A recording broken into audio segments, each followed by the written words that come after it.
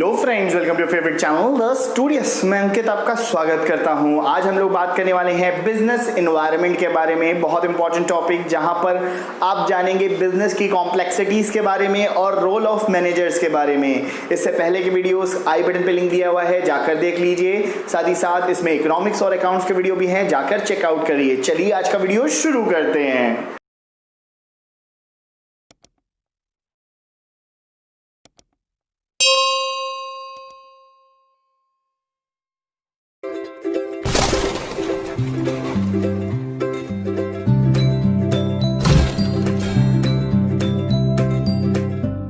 Business environment या marketing environment क्या होता है? बेसिकली एनवायरनमेंट का क्या मतलब है? आपके आसपास के सराउंडिंग की चीजें। तो बिजनेस में एनवायरनमेंट का मतलब है आसपास के कॉम्पिटिटर्स, गवर्नमेंट, क्रेडिटर्स, साथ ही साथ फॉरेन मार्केट, कोलैबोरेशन, ये सबको प्रॉपरली मैनेज करके चलना।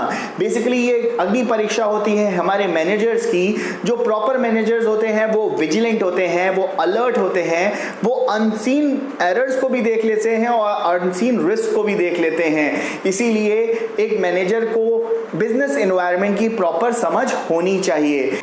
यहाँ पर मैनेजर्स को पूरी तरह से तैयार होना चाहिए एक्सपेक्ट द अनएक्सपेक्टेड के लिए।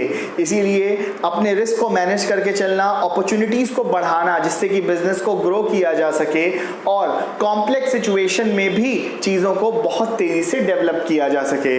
बेसिकली बिजनेस एनवायरनमेंट जो होता है ये एक डायनेमिक प्रोसेस होता है। डायनेमिक मतलब क्या होता है? स्टैटिक मतलब अगर बात करें तो एक जगह पे जो चीज़ स्थिर हो, लेकिन आप जानते ही हैं एनवायरनमेंट में कोई चीज़ स्थिर नहीं होती, हर चीज हमेशा बदलती रहती है। तो इसी तरह से जो हमारा अप्रोच है वो भी बदलते रहना चाहिए। एज अ मैनेजर हमें बहुत ही, जिसको बोलते हैं, ऑन आवर टोज रहना चाहिए कि हम अपनी सारी अपॉर्चुनिटीज को ग्रैब कर सकें और रिस्क को मिनिमाइज करके अपने प्रॉफिटेबिलिटी को इंक्रीज कर सकें। इसीलिए कहा जाता है बिजनेस एनवायरनमेंट एक बहुत इंपॉर्टेंट मैनेजमेंट की स्किल है।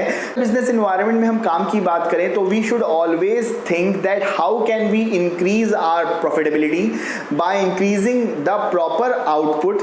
हमें देखना होगा कि कोई टेक्नोलॉजी अगर नई आ रही है तो हम उस टेक्नोलॉजी का यूज करें अपने लिए और अपने आउटपुट को इंक्रीज करें और उसे लोगों के बीच में लेकर जाएं। जैसे आपने देखा होगा पिज्जा कंपनीज हैं तो डोमिनोज हो गई, तो ये हमेशा अपने नए फ्लेवर्स लेकर आते रहते हैं, न्यू इनोवेशंस लेकर आते रहते हैं जिससे कि लोग यहाँ पर अट्रैक्ट हों, यहाँ पर आए, उन्हें यूनिक चीजें मिलें। तो इसीलिए अगर, जिसको बोलते हैं ना, अगर ये ट्राई करना बंद कर देंगे, ये एक तरह के बिजनेस मॉडल पे चलने लगेंगे तो ये चीजों को कभी भी ग्रो नहीं कर पाएंगे, कोई छोटी कंपनी बन के रह जाएंगे। इसीलिए यहाँ पर चीजें धीरे धीरे डेवलप होती रहती हैं।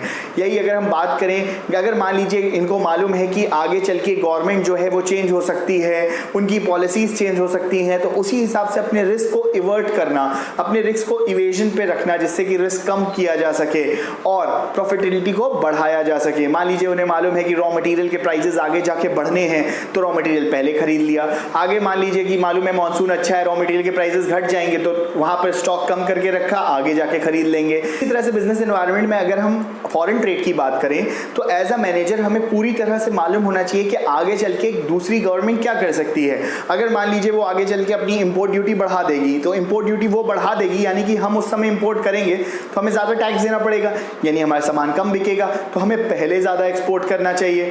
अगर यही वाइस वर्सा हो, चेंज हो सकता है।